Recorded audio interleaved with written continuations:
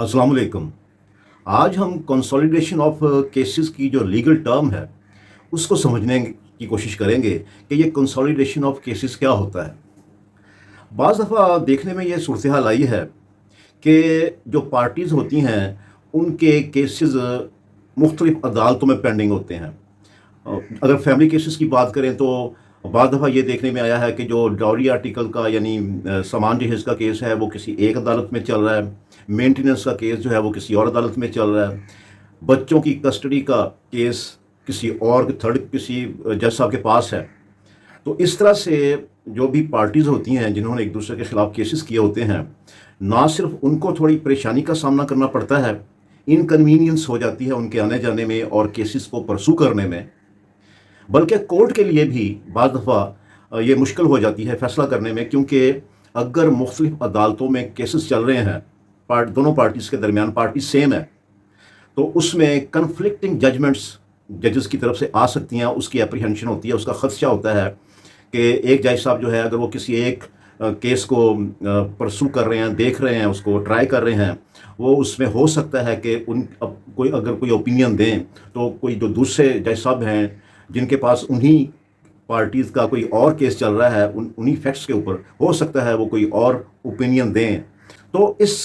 Conflict of judgements को avoid करने के लिए फिर होता ये है कि अगर मुख्तलिफ अदालतों में केस चल रहे हैं तो एनी पार्टी,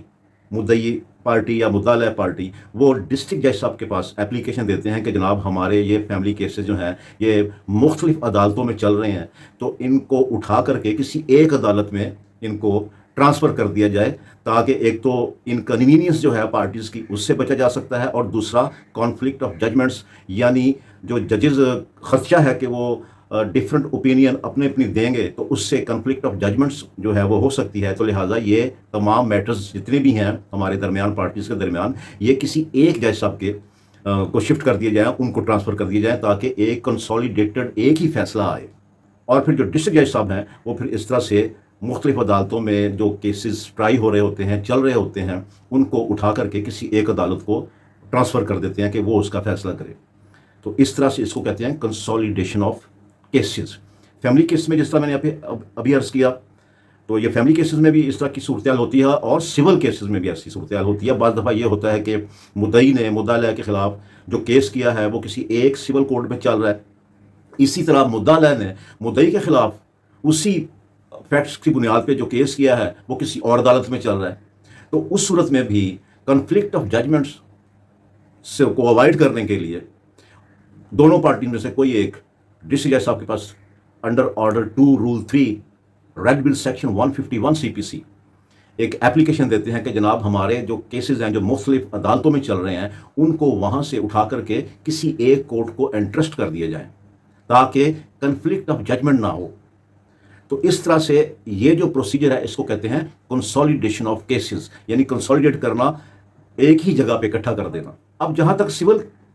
केसेस का ताल्लुक है तो वहाँ पर हमें एक क्लियर कट प्रोविजन मिल जाती है, कानून मिल जाता है जिसके तहत कंसोलिडेशन ऑफ केसेस हो सकती है, यानी ऑर्डर 2 रूल 3 के तहत और सेक्शन 151 सीपीसी के तहत कोर्ट जो है वो डिस्ट्रिक्ट जज साहब जो हैं वो कंसोलिडेट का हुक्म सादर कर देते हैं। लेकिन जो फैमिली केसेस हैं उसमें अगर हम फैमिली कोर्ट्स एक्ट को पढ़ें या फैमिली कोर्ट्स एक्ट के रूल्स को पढ़ें तो हमें दोनों जगह पे ऐसी प्रोविजन नहीं मिलती कि डिस्ट्रिक्ट जज साहब को तो ऐसा इख्तियार दिया गया हो कि वो मुख्तलिफ अदालतों में पेंडिंग फैमिली केसेस को इकट्ठा करके किसी एक अदालत में ट्रांसफ़र कर दें। ऐसा फैमिली कोर्ट्स एक्ट 1964 में या उसके जो रूल्स हैं 1965 के, उसमें कहीं पे ऐसी प्रोविजन नहीं है। और जहाँ पे कानून में कोई प्रोविजन ना हो और इंसाफ के तकाजे पूरे करने हों, पार्टीज़ को इनकन्वीनियंस से बचाना हो और कॉन्फ्लिक्ट ऑफ जजमेंट से बचाना हो, तो फिर डिस्ट्रिक्ट जज साहब के पास ये अख्तियार होता है कि वो इनहेरेंट पावर्स अपनी इस्तेमाल करें, यानी ऐसी पावर्स जो स्टैचू में तो नहीं दी गई लेकिन इंसाफ के जो बुनियादी असूल हैं उनके मुताबिक हो,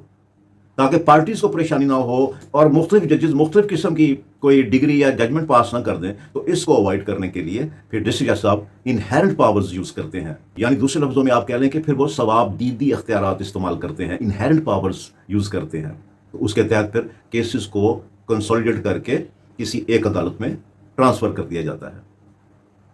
تو یہ ہوتی ہے کنسالیڈیشن آف کیسز.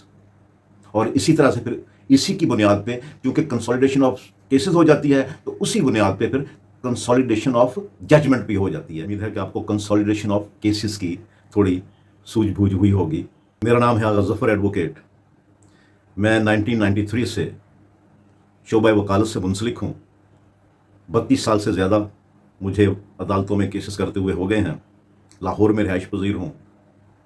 اگر آپ کو کوئی فیملی کیسز کے متعلق یا سول کیسز کے متعلق کسی مشورہ کی ضرورت ہو تو آپ واٹس ایپ پہ مجھ سے رابطہ کر سکتے ہیں. السلام علیکم.